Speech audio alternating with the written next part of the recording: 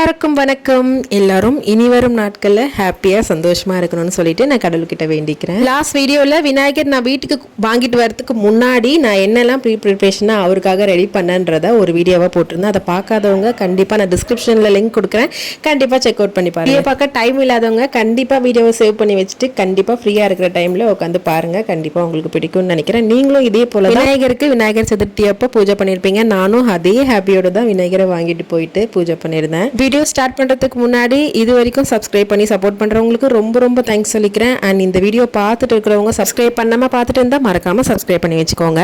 விநாயகர் சதுர்த்தி அன்னைக்கு காலையில் 4 மணிக்கே எழுந்து என்னென்ன வேலை பண்ணணுமோ எல்லாத்தையுமே பார்த்து ரெடி பண்ணி வச்சுட்டு ஒரு 11 மணி இருக்கும். அந்த டைமில் வந்துட்டு விநாயகர் வாங்குறதுக்காக கிளம்பிட்டோம்.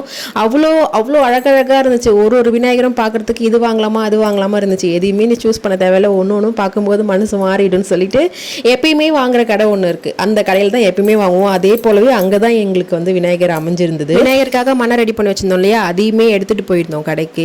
அவர் கையாலேயே எடுத்து வைக்க சொன்னாங்க. சூர்யாவே அவர் கையாலேயே பிள்ளையாரை தூக்க முடியாமல் தூக்கி வச்சிருந்தாரு. ரொம்ப சோதிச்சிட்டாரு, அவளை தூக்கவே முடியல.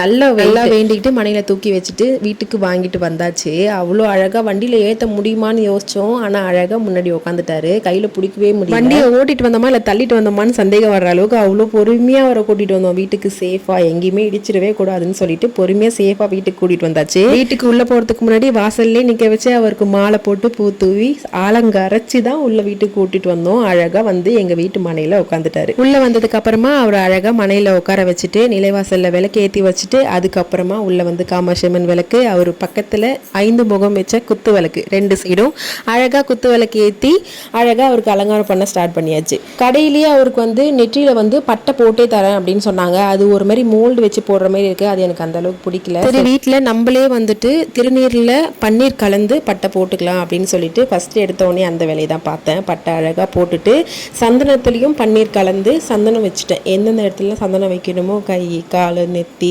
எல்லா இடத்துலையுமே சந்தனம் வச்சு அலங்காரம் பண்ணிட்டேன். அதுக்கப்புறம் குங்குமம் வச்சு அலங்காரம் பண்ணிக்கிட்டேன். அப்புறம் நம்மக்கிட்ட என்னென்ன பூ இருக்கோ அது எல்லாமே அவருக்கு போட்டு நம்ம அலங்காரம் பண்ணிக்கிட்டா. முடிஞ்சால் மாலை கூட வாங்கி போடலாம், முடியாதவங்க பூ கட்டியே போடலாம், தப்பு கிடையாது. நான் என்கிட்ட இருந்த பூ வச்சு அழகாக அலங்காரம் பண்ணிக்கிட்டேன். எருக்க மாலை அவர் கழுத்தில் போடுற மாதிரி பார்த்தேன், சைஸ் பத்தலை. அதனால நெத்தியில் கிரீடம் மாரி போட்டுட்டேன். அதுவே அழகாக இருந்துச்சு. அதுக்கப்புறம் இன்னொரு எருக்க மாலை அவருக்கு மாலை மாரி அமைஞ்சிருச்சு. அதுக்கப்புறம் பூநூல் போடாமல் இருந்தால் எப்படி, பூநூலையும் அவருக்கு ஏற்ற மாரி போட்டாச்சு. போட்டதுக்கு அப்புறம் தான் ஞாபகம் வந்துச்சு, அருகம்புல் கட்டவே இல்லை, மறந்தே போயிட்டேன். அதுக்கப்புறம் அவசர அவசரமாக போய் கட்டி எடுத்துகிட்டு வந்து அதையுமே அவருக்கு போட்டாச்சு. போட்டதுக்கு அப்புறமா எங்கள் வீட்டில் ஆல்ரெடி இருந்த குட்டி விநாயகருக்கு அபிஷேகம் பண்ண ஸ்டார்ட் பண்ணியாச்சு. 3 அபிஷேகம் பண்ணியிருந்தேன். பால் சந்தனம் தயிர் 3 அபிஷேகம் பண்ணியிருந்தேன். ஒரு அபிஷேகம் பண்ணும்போதும் தண்ணீர் வச்சு நல்லா அலசிட்டு அதுக்கப்புறம் தான் நம்ம அடுத்த அபிஷேகம் பண்ணணும். அதே போல் இப்போ பால் அபிஷேகம் பண்ணுறோன்னா பொட்டு இல்லை சந்தனம் குங்குமம் வச்சுட்டு பூ வச்சு பெல் அடித்து ஆரத்தி காமிச்சதுக்கு அப்புறமா தான் அடுத்த அபிஷேகம் பண்ணணும். அதே போலவே நான் 3 அபிஷேகமும் பண்ணிவிட்டு அழகாக சந்தன குங்குமம் இல்லை மஞ்சள் குங்குமம் எது வேணால் வச்சுக்கலாம்.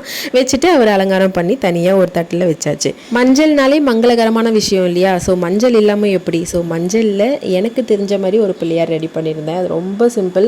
மஞ்சளில் கொஞ்சம் கொஞ்சமாக இல்லை தண்ணி இல்லை சந்தனம் மிக்ஸ் பண்ணிவிட்டு நம்ம அழகாக அந்த 2 சைடு பிடிச்சோன்னா அழகாக காது மாரி வந்துடும். அப்புறம் நடுவில் இப்படி வளைச்ச மாரி பிடிச்சோன்னா அது ஒரு மூக்கு மாரி அழகாக குட்டி. நம்ம கையால் செஞ்ச மஞ்சள் பிள்ளையாருக்கு பொட்டு வச்சு அவருக்கு தனியாக மனையில் எடுத்து வச்சுட்டு அவருக்கு பூவால் அலங்காரம் பண்ணி பக்கத்துலேயே அருகம்புல் அவருக்கு வச்சு அவர் அலங்காரம் பண்ணிட்டேன். எல்லா வேலையும் முடிச்சதுக்கு அப்புறமா அவருக்கு இலை போடணும் இல்லையா, பெரிய இலையாக விரிச்சு அவருக்காக நான் வாங்கிட்டு வந்தது எல்லாத்தையுமே ஒன்று அழகாக அடுக்கி வச்சாச்சு. எல்லாமே பண்ணியிருக்கேனான்னு தெரியல, ஏதோ எனக்கு தெரிஞ்ச மாதிரி எல்லாத்தையுமே பண்ணியிருக்கேன். கம்பு, சோளம், கரும்பு, வேளாம்பழம், நம்ம கிட்ட என்னென்ன ஃப்ரூட்ஸ்லாம் இருக்கோ அது எல்லாத்தையுமே வச்சுக்கலாம். முக்கியமாக கொய்யாப்பழம், கலாக்கா கூட இன்னும் 2 பொருள் இருந்துச்சு, அது என்னன்னு என் பேர் தெரியல. வச்சுட்டு வெற்றிலை பாக்கு வாழைப்பழம் இல்லைன்னா எப்படி அதையுமே வச்சுட்டு 2 சைடும் தேங்காய் உடைச்சு வச்சாச்சு அவருக்காக. அதுக்கப்புறம் நான் வீட்டில் பண்ணது எல்லாத்தையுமே ஒன்று அடுக்கி வச்சுட்டு ஒரு சைடு அவருக்கு பிடிச்ச மாதிரி ஃப்ரூட்ஸ் வெரைட்டி எல்லாத்தையுமே அடுக்கி வச்சுட்டேன். அந்த சைடு வந்து நான் செஞ்ச பலகாரங்கள் சுண்டல் கொழுக்கட்டை அந்த மாதிரி அடுக்கி வச்சுட்டு அதுக்கப்புறம் வடை பாயசத்தோட அவருக்கு சாப்பாடு பரிமாறியாச்சு. அதுக்கப்புறம் அவள் இல்லைன்னா எப்படி, அவளுக்கு ஒரு கதையே இருக்குல்ல, அவள் பொரிக்கடலை அதையுமே ஒரு தட்டில் எடுத்து வச்சாச்சு. அந்த கதை என்னன்னு தெரியுமா? குபேரர் வந்து நம்ம கணபதிக்கு விருந்து வைக்க கூப்பிடுறாரு. அப்போ வந்து அவருக்கு சாப்பாடு வந்து பரிமாறி அவருக்கு வயிறு ஃபில் பண்ண முடியல, அவருக்கு திருப்தி படுத்த முடியல. இதே மாதிரி பரிமாறிட்டே போனா நம்ம கஜானா காலி ஆயிடும்னு சொல்லிட்டு சிவன் கிட்ட போய் கேட்கிறாரு. அப்போ சிவன் ஒரு கைப்பிடி அவல் எடுத்து பிள்ளையாருக்கு கொடுக்குறாரு. அதை சாப்பிட்டதுமே அவருக்கு வயிறு ஃபுல்லா. மாரல் ஆஃப் த ஸ்டோரி என்னன்னு பார்த்தீங்கன்னா, எவ்வளோ ஆடம்பரமா நம்ம என்ன பண்ணாலும் அதை ஒரு சிலரால ஏற்றுக்கவே முடியாது. ஆனால் நல்ல மனசோட எவ்வளோ எளிமையாக பண்ணாலும் அது கடவுளாக இருந்தாலும் சரி யாராக இருந்தாலும் சரி ஈஸியாக உங்களுக்கு மனசு குளிர்ந்து போயிடும். பிள்ளையாருக்கு என்னால் முடிஞ்ச எல்லாத்தையுமே சமைச்சு அவருக்கு விநாயகருக்கு இலையில பரிமாறி அவர் மனசை கண்டிப்பா குளிர வச்சிருப்பேன்னு நினைக்கிறேன். சமைச்சதை பரிமாறினதுக்கு அப்புறமா தீப ஆராதனை எல்லாத்தையுமே காமிச்சிட்டு அன்னைக்கு பூஜையை சூப்பரா பண்ணி முடிச்சாச்சு. எல்லாத்தையும் பண்ணி முடிச்சதுக்கு அப்புறமா விநாயகர் துதி விநாயகர் போற்றி உங்களுக்கு என்ன தெரியுதோ அதை சொல்லி அவருக்கு அர்ச்சனை பண்ணணும். சொல்ல தெரியாதவங்க கூட புக் படிச்சுக்கலாம், அப்படி இல்லைன்னா சும்மா போன்ல போட்டு விட்டுட்டு காதால கேட்டுட்டு கூட அவருக்கு நம்ம அர்ச்சனை பண்ணலாம். அந்த அன்னைக்கு புக்கை பார்த்து படிச்சுக்கிட்டே துளசி இலையால வில்வ இலையால பூவால அருங்கம்புல்லாலையும் அர்ச்சனை செஞ்சுக்கிட்டே அவருக்கு நான் பாராயணம் பண்ணி நல்லபடியா பூஜையை முடிச்சாச்சு. ஒரு சிலர் வந்துட்டு வெள்ளிக்கிழமை